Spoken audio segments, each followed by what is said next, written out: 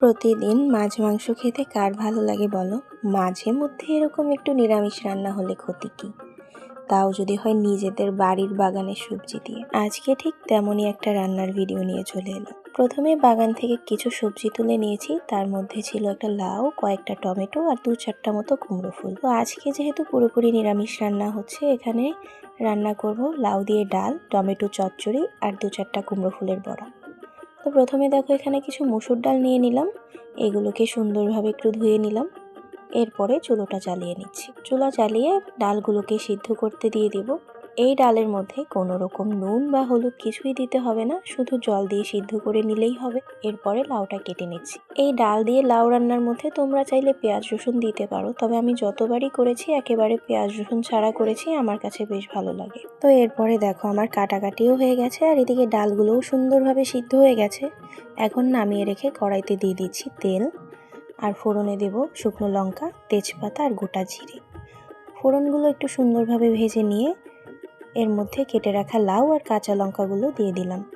এখন একটু সময় একটু নেড়ে চেড়ে নিতে হবে। তোমরা পেঁয়াজ রসুন দিতে চাইলে ফোড়নটা ভাজা হয়ে গেলে তারপরে দিয়ে দেবে। তো এখন দেখো পরিমাণ মতো হলুদ দিয়ে দিলাম, আর এরপরে দিয়ে দিচ্ছি পরিমাণ মতো নুন। এখন এই নুন হলুদ দিয়ে লাউটাকে সুন্দরভাবে একটু কষিয়ে নিতে হবে।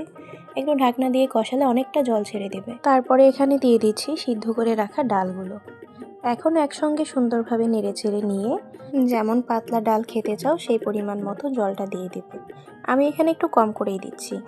তো এরপরে একটু সময় ঢাকনা দিয়ে রান্না করে নিলেই কিন্তু রান্নাটা হয়ে যাবে। তো আমি ঢাকনা দিয়ে ভাবলাম বাড়িতে যেহেতু ধনিয়া পাতা আছে, কয়েকটা ডালের মধ্যে দিলে বেশ ভালো লাগবে। যেহেতু লাউ আছে, লাউর ডালের মধ্যে একটু ধনিয়া পাতা পড়লে কিন্তু খেতে দারুণ লাগবে। তাই রান্না শেষে কয়েকটা ধনিয়া পাতা উপর থেকে দিয়ে দিলাম। এরপরে ডালগুলোকে নামিয়ে রাখবো। এরপরে দেখো কুমড়ো ফুলের বড়াগুলো ভেজে নেব। যদি কুমড়ো ফুল বেশি থাকতো একটা একটা করে বড়াগুলো ভাজতাম, বেশ ভালো লাগে। তবে কুমড়ো ফুল 2-4টা মতো ছিল, যার কারণে একেবারে পেঁয়াজ টেয়াজ দিয়ে বড়াগুলোকে ভেজে নিলাম। ডালের সঙ্গে যে কোনো বড়া থাকলে কিন্তু বেশ ভালো লাগে খেতে। তো এরপরে বড়াগুলোকে তুলে রেখে ওই তেলের মধ্যেই ফোড়নে দিয়ে দিলাম শুকনো লঙ্কা আর কালো সর্ষে। যে কোনো রান্নায় সর্ষে ফোড়নে দিলে কিন্তু একটু ভেঙে দিতে হয়, তা না হলে একটু তেতো লাগে। আর দিয়েছি কয়েক কোয়া রসুন। এরপরে কেটে রাখা টমেটো আর কাঁচা লঙ্কা দিয়ে দিলাম। এখন সুন্দরভাবে একটু নেড়ে চেড়ে নিয়ে পরিমাণ মতো হলুদ দিয়ে দিব, পরিমাণ মতো নুন, আর যে কোনো চচ্চড়িতে একটু চিনি পড়লে কিন্তু বেশ ভালোই লাগে, তাই একটু চিনিও দিয়ে দিলাম। এখন একটু সময় নাড়াচাড়া করে ঢাকনা দিয়ে সিদ্ধ হতে দিব। এরপরে ঢাকনা তুলে নিয়ে কিছু সময় চচ্চড়িটা করে নিলেই কিন্তু রান্নাটা হয়ে যাবে।